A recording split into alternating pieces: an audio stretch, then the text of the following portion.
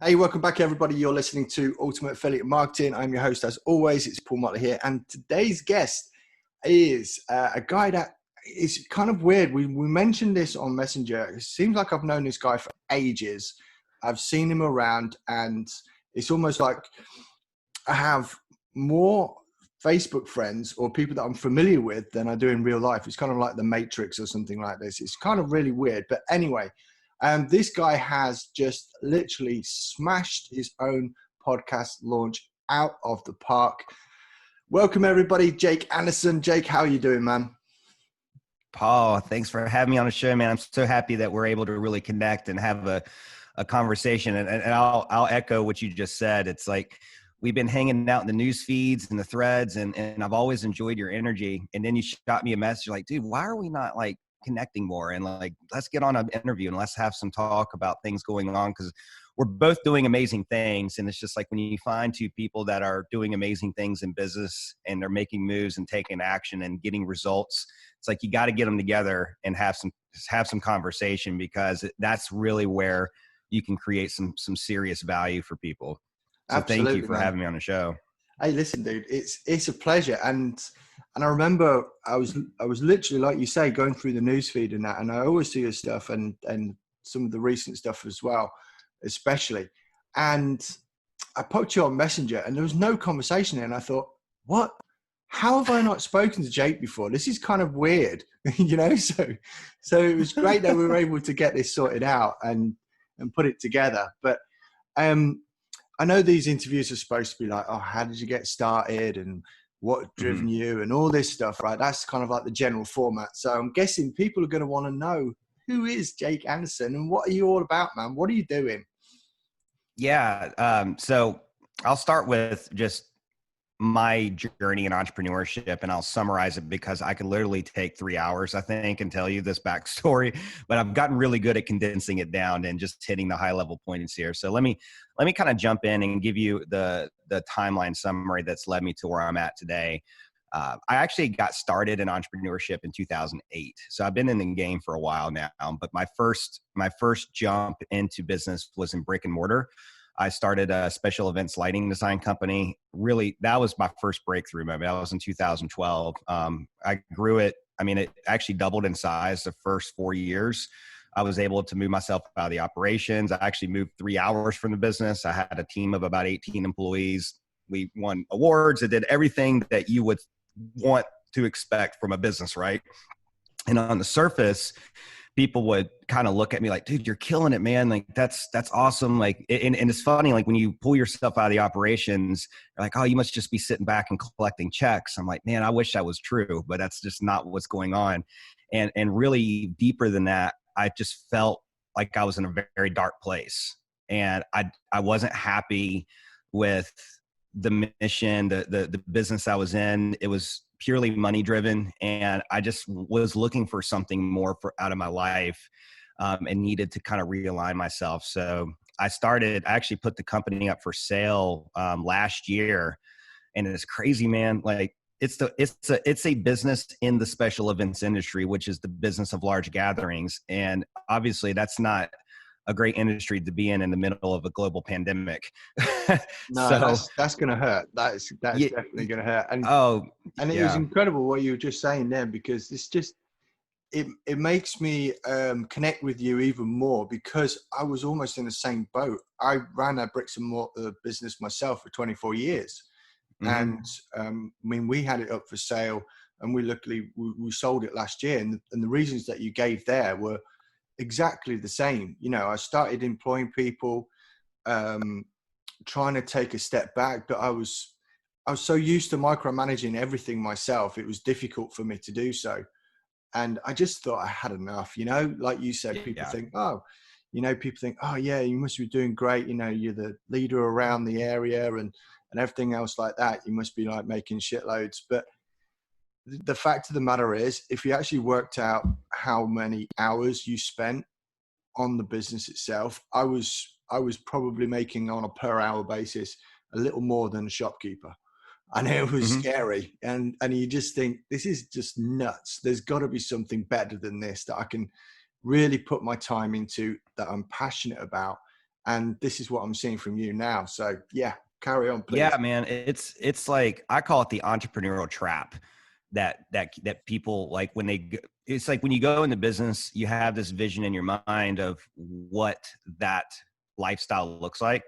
And don't get me wrong, entrepreneurship's beautiful, and I'm much happier in this online space, and really like with affiliate marketing, there's a lot more freedom in that area. But like you have to think about what you're signing up for and the commitment. And it was the same thing for me. It's like, man, yeah, we're making good money, but I'm stressed out all the time. I mean, with weddings too. I mean, we had some weddings that were like almost $1 million weddings, right? You know, huge budgets. That's all tied into this like 5-hour time frame on some Saturday in May. And that's what you have to execute. And you got to orchestrate it with all these vendors. So, I mean, some serious stress came from that. And it was crazy, man. Around January of 2020, I found a buyer for the company, and it was, what was it? March. It was like middle of March is when the shutdown happened. Yeah. And like 2 days before that, we were pretty much had come to agreement on a deal to sell the company. And then boom, the shutdown happens and it throws the deal off the table. Oh, good tip. So I pulled it back. I'm actually currently in due diligence right now. I got to be careful with who hears this podcast because it's kind of sensitive information. But I am in due diligence right now. And company is fine. It's doing incredibly well. Let's just put it all out there. It's massively profitable, and you know, just doing the whole, you know. It is. Yeah. I mean, it's funny, but you know what comes with that, and this is probably a good segue and kind of talking about what's happening now and kind of going into the online space. But, you know, it's like a time of reinventing yourself, right? It's like, well, what's this new mission look like? And what's my purpose? And where's the vision at now? You know, because I'm pretty much starting from square one. And so for me, it's like, I want to do a podcast. I love podcasts because you get to have just amazing conversations with other like-minded people. And it typically results in so many benefits. From it could turn into a JV opportunity. It could turn into just, I mean, even like people hearing your podcast, you're getting your message out to a new audience, you know, and just the amount of benefits that come with it are endless. And so that's kind of what I started with, was like the podcast. And then I put together a launch event, launched it this past Monday. I actually had like a big event that kind of came with it that's like segued into a Facebook group, and I've got all this energy now.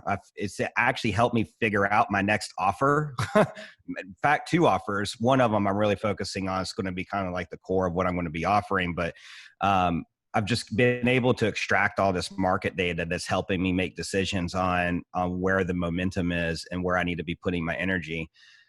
So that's what's happening. And it's just what I feel like what's happened in this past week has been more traction than what I've had in really probably the past 2 years. Cause I got started like studying online business in 2018. That's when I was like, you know what, time to think about the next move. I don't know what this is. I actually started building a software application.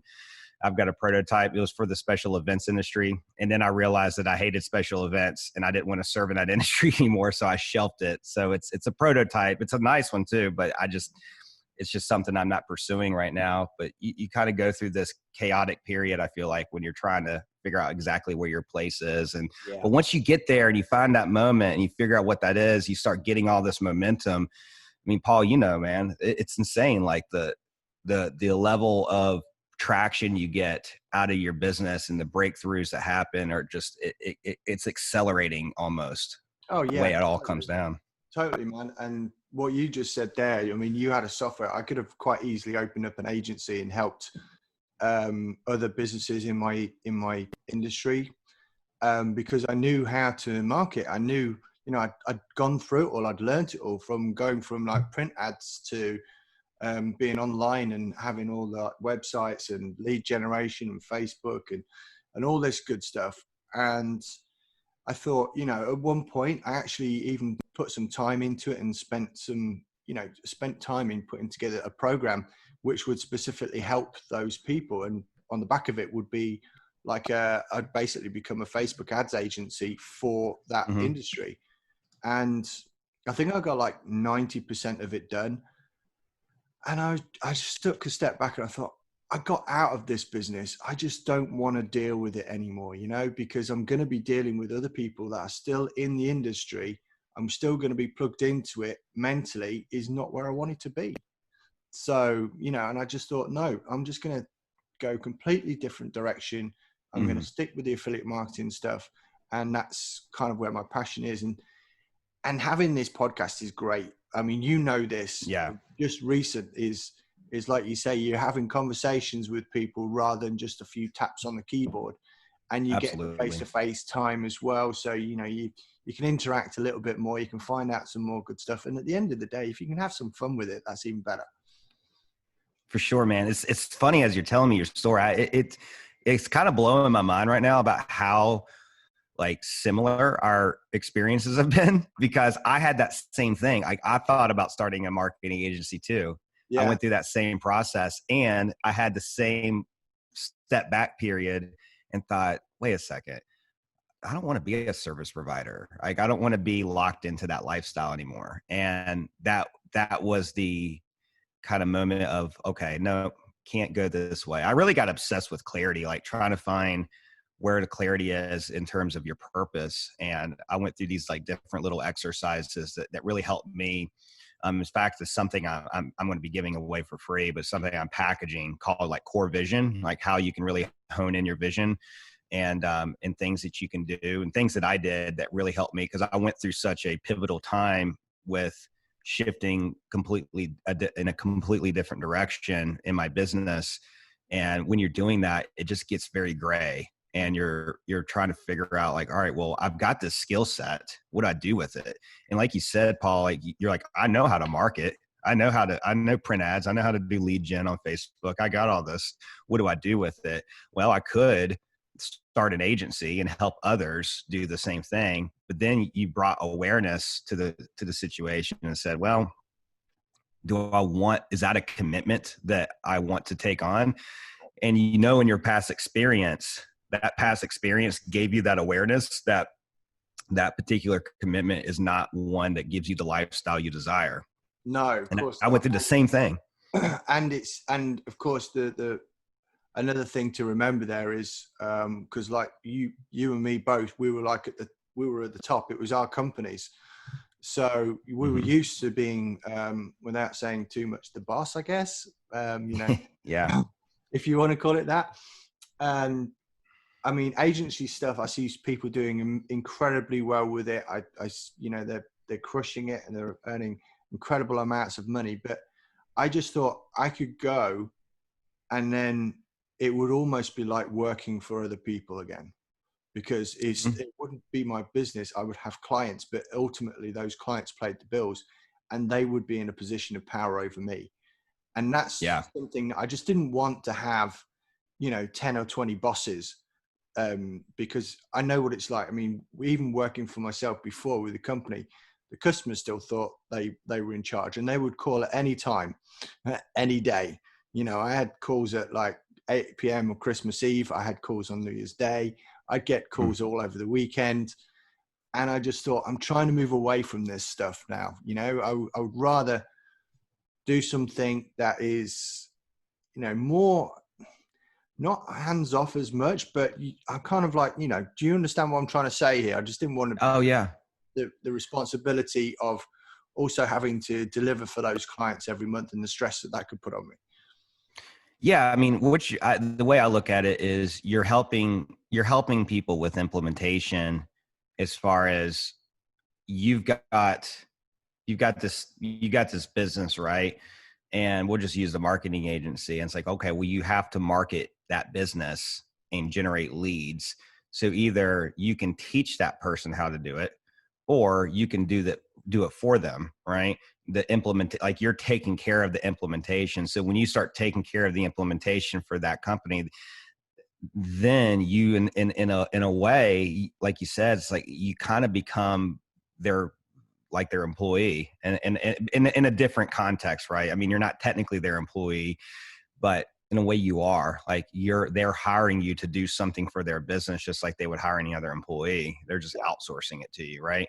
So it's like you can either be the implementer and help them implement and do that for them, or you can teach them how to implement and teach them how to do certain things online. And then it's like, you're not on the hook. It's like, they're the ones who have to be accountable for what happens. You're just giving them the frameworks, the guidance, the tools, the skills. Like, that's what your job is. And that's exactly the same kind of role that I'm trying to play too. It's like, I'm tired of being the implementer. I don't want to, I'm happy to help show you how to do it. But at the end of the day, you're the one that has to do it. And I think there's a more desirable lifestyle out of that equation, because you're right. And I would have the same thing, especially with special events, where these events were going on till 2 a.m, 1 a.m. You get calls. Oh, hey, Alex just ran the scissor lift through the window tonight. I remember getting that call. Like, one of my employees was running a scissor lift and like broke like this huge glass window. And I get a call at 12:30 at night. I'm like, oh God, are you kidding me? And then I had to deal with that. And it's just, but that's kind of what you're getting, and I don't know about every other industry. I'm sure some industries are maybe a little bit more calm when it comes to those sporadic calls, but it's definitely, that's just what you're going to get with that commitment. And you can make a lot of money. You can kill it. Like you said, people are crushing it in those areas. And if that's your jam, then go for it. But I think the brick and mortar business and that side of things, and kind of running the local companies, I think when you go through that period, it's almost like, you know what, I've got my t-shirt, I've been through it. I'm good. I'm looking for something a little bit different in how I serve. Yeah, I totally get it. In actual fact, I threw out all my t-shirts. Yeah, me too. I'm throwing them away right now. I had all the old work t-shirts. They all went. I even found one in the drawer, sort of like buried at the back the other day. And I just thought, oh my gosh, that's got to go. How did you get there? Oh, no. Yeah, that's the weirdest things. It could be worse, finding strange things in your drawers, I guess. But, we could go on about that one for a while. But yeah, what I really wanted to know was, why a podcast? Why not like a YouTube channel or any other of the platforms? What's led you towards doing a podcast itself?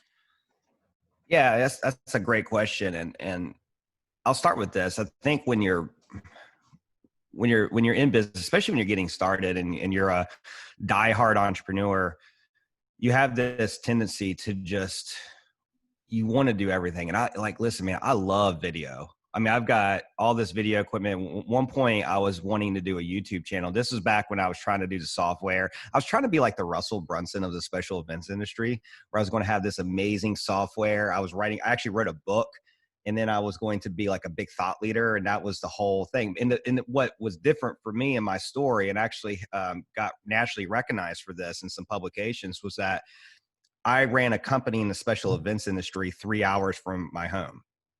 And I was and that was very rare to find. So I got really good at building systems and things like that. So that's what really helped me. So I was going to do this YouTube channel. And this was at the very beginning of like publishing. And when you're first starting out, you have this fear. I mean, I'm an introvert by nature. I'm very introverted. So it's something that it's just something that's I've had to fight through my whole life. And publishing has really helped me kind of break out of my skin. But I remember with that YouTube channel, I did like 25 takes or something like this for just the intro, because I was trying to make it perfect. I was trying to memorize, and I was doing it all wrong. And then I stopped and said, yep, I'm not doing a YouTube channel. I just bought probably $2,000 worth of equipment to do this YouTube channel. It's always nice to have new toys. That's cool. Yeah. And I still actually, now I'm using it, a couple years later, for a lot of stuff I'm building. So it's getting put to use. But this is the thing. You asked the question about why a podcast. And because what is it, the 3 ways you can really publish? You can do audio with a podcast, you can do video with a YouTube, or you can write with a blog, or you can do all 3. And so I wanted to just really go all in on one of those mediums and really just master it and make it a big part of what I'm doing, and go very deep and narrow in that one area. So I was like, all right, I got to pick one. It's like, eventually I'm going to get to YouTube and scratch that itch of my love for video, but I want to just really start with podcast. And the thing that made me decide to go with podcasts were a couple things. Number one is you can align yourself with power players on a podcast. So I got Johnny Lee Dumas booked for next month. I'm on the hook right now for booking David Meltzer, who is like one of the top 100 business coaches in the world. I mean, huge authority on sports marketing. One, I think, is his agency with Warren Moon, who's a Hall of Fame pro quarterback. I got an interview with Marley Jacks next week. So like these are power players, right? And I would never have the opportunity to have conversations with them if I didn't have a podcast. No, so the podcast gives me that ability to connect with people that are at a much higher level with me, kind of that whole Dream 100 strategy that we hear. It's like the podcast is such a great tool for tapping into those Dream 100s. So that's the first thing that really stuck out to me as far as the benefit. Yeah, I think you're bang right there. And I mean, when I listen to trainings or anything else like that, or you listen to, and you find that these big players, they all have podcasts, and some of them have no shortage of guests whatsoever. But then sometimes you're finding you can just slot in. I mean, it's like when I look back and see who I've had on mine and the people that I've got coming up as well. I mean, I've got Brian Delaney coming up next week. That's a huge thing. We're going to talk Willy Wonka. We're going to talk everything about golden tickets and stuff like that. So that's awesome. That's really cool. One of the major surprises for me was that when you do get into the podcast arena, then people that are at that higher level, they have their own booking agents, right? So they are people out there actively looking to book people onto their shows. And I got a message about, 3-4 days ago from a company called Dropified. I don't know if you've heard Dropified before. And basically they're like a sniping tool, if you like, for e-commerce. So they will go out and find things, and so to help people basically doing either drop shipping. It's kind of like a little bit like, I think Aberlo is one of their biggest competitors, but they have like 400,000 people hit their website every month, 150,000 customers, and they just booked me to come onto their podcast. And I'm thinking, what? It's like, it's amazing. Does this happen? It's crazy. And like you say, the doors start opening because it's the medium that they work in. Yeah. And 100%. And once you get onto that, and you'll find, especially as you book these guests, if you ask the right questions, it's kind of like a crowd will follow a crowd. So if they see the type of guests and the people that have been on your podcast, they're more likely to say yes. But it always starts with that initial, someone's got to say yes to start with. And there'll be lots of doors you'll go knocking on, and you'll get ignored, you'll get rebuttals, you'll get this, that, and the other. I tried to get Pat Flynn, for example. I've tried him 3 or 4 times now. Unfortunately, the gatekeeper said that Pat's very busy, and he's not booked. He's booked up for the rest of the year, maybe sometime in 2021. And I was like, that's just a flat no right there. Right. Yeah, for sure. I mean, and that's the thing. I mean, you're positioning your brand to align with these power players, and there's a lot of benefits that come with that. Like I'm a big advocate of branding, and I'm not talking about your logo. I'm talking about what your mission, what your business actually represents, the experience, that relationship between your business and the market it serves. So when you start aligning yourself, I mean, and I haven't even announced it yet that I'm interviewing JLD, but when I make a post and I say, hey, I got JLD's going to be coming on the show, it's going to catch some attention, right? People go, oh, Jake's interviewing JLD. What, Brian Meltzer? And then you start leveling up. And the other thing too is, and I've learned this from some podcast coaches that are working with these high level, celebrity level people, like it gets easier. The more power players you get on your podcast, the easier it gets to get more power players, because they start seeing too that like, oh, okay, he's bringing on some pretty serious guests to interview, and he's leveling up. So I want to ride this momentum of leveling up with them.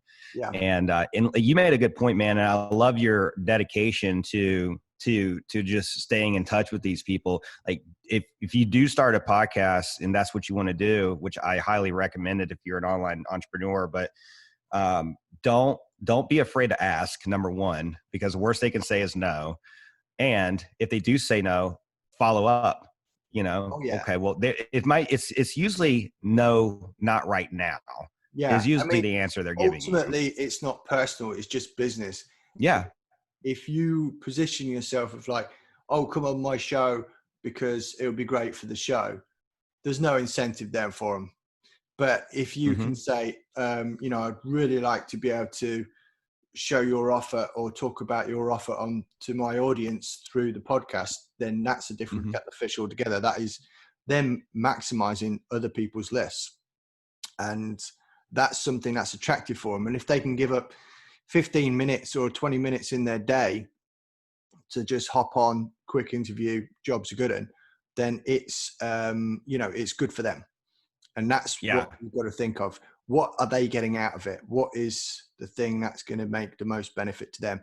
And what was interesting was that when I had Dean Graziosi on as well, like really when I first started the podcast, and that was the key thing. It was to try and help him push his product at the time. It wasn't like he's doing me a favor because he just loves me and wants to be on the show. No, nothing at all. He didn't even know who I was. Right. So, right. And I didn't expect him to either, and there's a lot of people out there which would be exactly the same that think, who is this guy? But I've now started having requests from other entrepreneurs and other people to come on the show because they've started seeing it somewhere.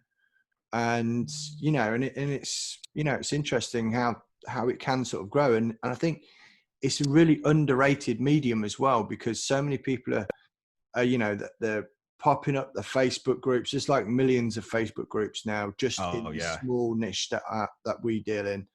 And, Facebook group is great and it works tremendously well in certain ways. And people use it to build the tribes and the followers and the gathering momentum and everything else like that. But it's almost like we're going under the radar a little bit. And by having a podcast, and we are differentiating. And I think ultimately, more and more people are going to start doing podcasts. In fact, since I've done this, I've had 2 or 3 people which are regular listeners start podcasts because they've been listening. Which is crazy. Well, that brings up another benefit of podcast that also was something that I really like about it as a medium is the accessibility to the content, because I can listen to a podcast when I'm mowing the grass, when I'm working out, when I'm cleaning the house, when I'm any mindless activity, I can listen to a podcast, but I can't do that with video or reading, really. I can't, I don't know, maybe you're skilled in this area, but I don't know if I can go for a bike ride around the neighborhood while reading a book or reading a blog or while watching a video. It's like, people will listen to music all the time, anywhere. They'll be in their car, they'll be on a train, like you say, they could be on a bike, they could be going for a run, or all these things, or like say in the gym, even like sat waiting for meetings or whatever or wherever it is, late at night. If you just want to plug in, you can do that. And I think it's the same way that people can plug into podcasts. And believe it or not, I mean, I remember reading a book, not whilst on my bike, but it was from a guy called Brian Tracy, and he talked about Automobile University, and he was pushing the fact that you should be listening to audiobooks whilst you're commuting, because you could do the equivalent of a 4-year college degree just during your commute in 6 months. And that was that book was written years ago, before all this podcasting stuff came out. And I think this is kind of like the new audiobook, because it's interactive, because it's brand new right now. It's evolving all the time, depending on how often you publish it, it can be right up to the minute. And I think it's an incredible way to get your message out to people. Oh, I agree completely. And And you know, the thing too is I'm starting to learn. I'm actually working with a podcast coach right now who's been able to tie in some strategies on how you can use your podcast for like generating leads, using it for even making affiliate sales. I actually had an interview. I'm an affiliate for Podcast Profit Lab, and I had an interview with Ron and Corey, and I remember our whole interview was talking about how they broke through with the podcast. And we, all three of us were in the Podcast Profit Lab together. And I thought, you know what, in my final thoughts, I'm just going to put a plug here about PPL and give them a call to action. Say, listen, if this is something you want to do, here's a website. I put in a pretty link that takes them to my affiliate link. And then anybody who listens to that episode, they take the call to action, they buy, I make money. And that's the thing. It's like you can use it for so many different benefits. It's not just, you know, being able to align with power players and using it for content creation. It's great for repurposing too. I think that the podcast is the most repurposeful. Is that even a word? Repurposeful? So, we'll just go with that. It's the most repurposeful piece of content that you can create, because you can record it in video. You can put it on YouTube. You can strip the audio for the podcast. You can create audiograms and quote cards for your social media. Like there's all this other, you know, repurposing that you can build from it. And you can also, you know, grab the dialogue as well and use that as a blog post. You know, so there's a whole bunch of stuff in there. But that's awesome. Listen, what and how, you know, I want to go sort of like, we're talking podcasts, talking this, talking that, but what is your podcast? You know, try and say, you know, obviously we want to know what it's called, what it's about, you know, what are people going to get when they come listen? You know, it's your promo time. So let's go. Let's do it. Give your best pitch. All right. I appreciate it. I've been practicing in front of a mirror for like a week now, so hopefully I can nail it. So my podcast, it's called the Introspective Podcast. And what it's about is so I interview highly successful entrepreneurs and other world-class performers on how to shift through the mindset and navigate through the hard choices that allows you to break through and level up in life and business. So it really, and I'll tell you like what inspired me to kind of go with this particular theme with this podcast. When I think back, and actually I'm going to be doing I do have a Facebook group, and I'm going to be doing a live later today about breakthrough moments. And I remember like in my life, there was like 4 major breakthrough moments that I really had in my business.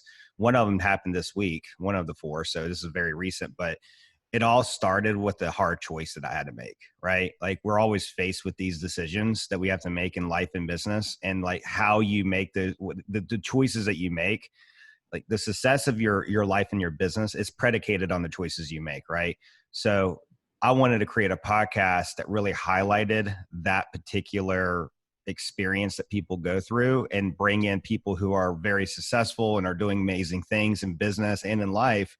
And like, let's talk about that, and let's figure out through these like live case studies, how people can learn how to navigate through these decisions. And you never know. I mean, you and I had just had a conversation about the brick and mortar space and how we're kind of moving from that into the online space, and just like the decisions that were made. Like, I don't know if I want to take on the commitment of being the implementer again.